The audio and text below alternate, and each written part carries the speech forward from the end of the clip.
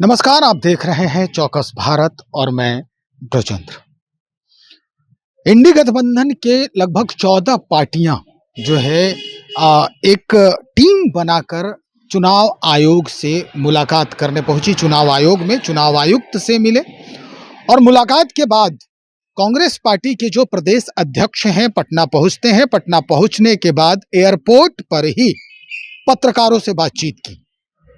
सवाल यही था कि जो परिस्थिति बन रही है उसका निराकरण क्या हुआ।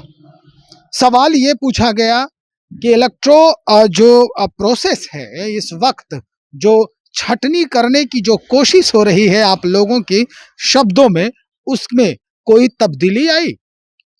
इस बाबत बहुत सारी बातें जो हैं वो राजेश कुमार जो प्रदेश अध्यक्ष हैं कांग्रेस पार्टी के, वो बता रहे हैं। हम चाहते हैं सबसे पहले उन्हीं की जुबानी आप सुने। कमीशन का जो निर्णय है उसके अगेंस्ट में हम लोग ने गया और जो वोटर लिस्ट का पुनर्निरीक्षण का जो काम हुआ है, इलेक्शन कमीशन का कहना था कि हम पुनर्निरीक्षण नहीं कर रहे हैं, लेकिन आप आज के डेट में जो पिछले बार इलेक्शन कमीशन ने जो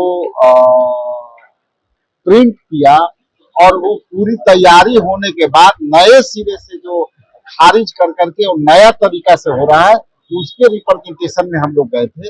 लेकिन अब इलेक्शन कमीशन का जिस तरह से रवैया है, उसमें 3 बातें मुख्य तौर पर जो है हम लोगों को बताया गया और उससे साफ जाहिर है कि 20%, जैसा कि उन्होंने कहा कि 20% वोटर जो है उसमें से एलिमिनेट हो जाएंगे।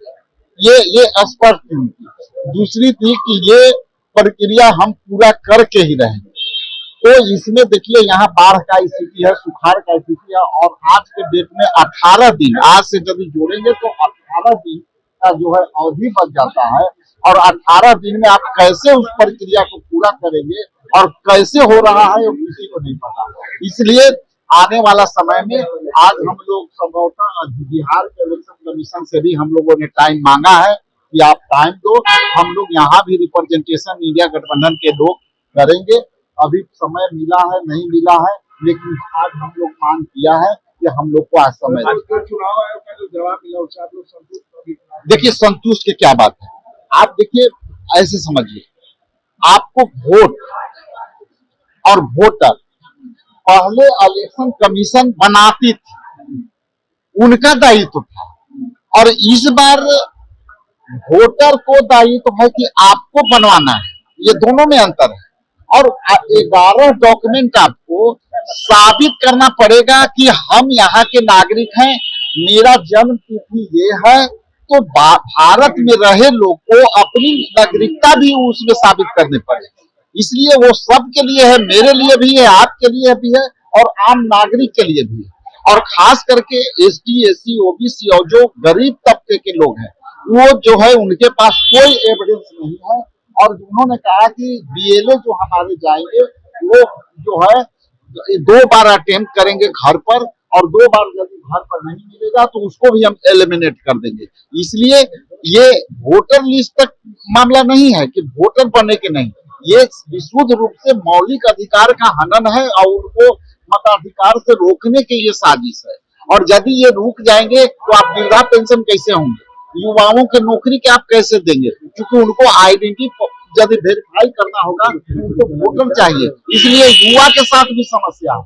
बहुत धन्यवाद। अभी बिहार का ये मुद्दा है कि ये इलेक्शन कमीशन ने जो निरंकुशता पूर्वक जो है निर्णय लिया है, उसको किस तरह से हम हक दिलाएं अपने वोटरों को। चिट्ठी लिखा गया है एएमआईएम के द्वारा शामिल होने के लिए। अभी हमारी लड़ाई 8 करोड़ मतदाताओं को वोट देने से वंचित करने के लिए रोका जा रहा है। हमारी लड़ाई अभी उनके लिए। गठबंधन में सीट दर्ज नहीं हुआ पर मुकेश सहनी कर रहे हैं कि 40 से 50 सीट मिले, कांग्रेस का जनाधार बिहार में नहीं है। देखिए ये हम अंदर बैठ के ये सारे मसले पर बात करेंगे, हालांकि इस बात का हम आपसे पता कर रहे हैं, लेकिन हम एकजुट हैं और इस पर जिस तरह के यदि कोई बातें आई हैं तो हम एक समूह के साथ एक साथ बैठ करके बात करेंगे और समझने गठबंधन में इस तरीके का बात अध्यक्ष जी कितना सही है, क्योंकि आप अध्यक्ष पार्टी के और आपके पार्टी सवाल उठा रहा है इस जनाधार नहीं। ऐसा है कि यदि कोई बात मीडिया में आए तो उसका समाधान गठबंधन के साथ बैठ करके उस पर किया जाए। भाई एक बात तो तय हो गया है कि ये जो प्रोसेस है ये रुकने वाला नहीं है, जैसा कि राजेश कुमार जी कह रहे हैं। दूसरी बात ये कि ये 26 दिनों के अंदर, अब तो खैर 18 दिन बचे हैं, 18 दिनों के अंदर ये प्रोसेस जो है वो पूरा कर लिया जाएगा। हालांकि कांग्रेस पार्टी के तरफ से कहा जा रहा है कि हम बिहार जो इलेक्शन कमीशन है वहाँ भी जाएंगे, वहाँ से भी समय मांगा है और यहाँ से जैसे ही समय हमें मिलता है हम इस बात को यहाँ भी रखेंगे, अपने प्रेजेंटेशन यहाँ भी प्रोसीड करेंगे। अब क्या कुछ तब्दीली होती है, हालांकि चुनाव आयोग का साफ रवैया है कि हम इसमें कोई तब्दीली नहीं करेंगे, जो प्रोसेस है वो होगा ही। और ये भी जानकारी मिली इनके द्वारा ही, राजेश कुमार जी के द्वारा ही, कि इलेक्शन कमीशन साफ कह रहा है कि इससे लगभग 20% लोग जो हैं वो वोटर लिस्ट से बाहर हो जाने वाले हैं। तो भाई स्थिति कैसे बदलेगी इस चुनाव की, विधानसभा की, वो हम जानना अत्यंत आवश्यक समझते हैं। और जनता भी यही चाहती है कि आखिर ये प्रोसेस होगा कैसे, और जो लोग वाकई में जिनके पास कोई डॉक्यूमेंट नहीं है और यहाँ के वो निवासी हैं, यहाँ की नागरिकता है उनके पास, वो आखिर जाए तो जाए कहाँ, 18 दिनों में कहाँ से वो पूरी प्रक्रिया में भागीदारी बन सकेंगे। लोगों से बात करेंगे और उसके बाद फिर आपके समक्ष हाजिर होंगे। बने रहिए हमारे साथ। बहुत शुक्रिया।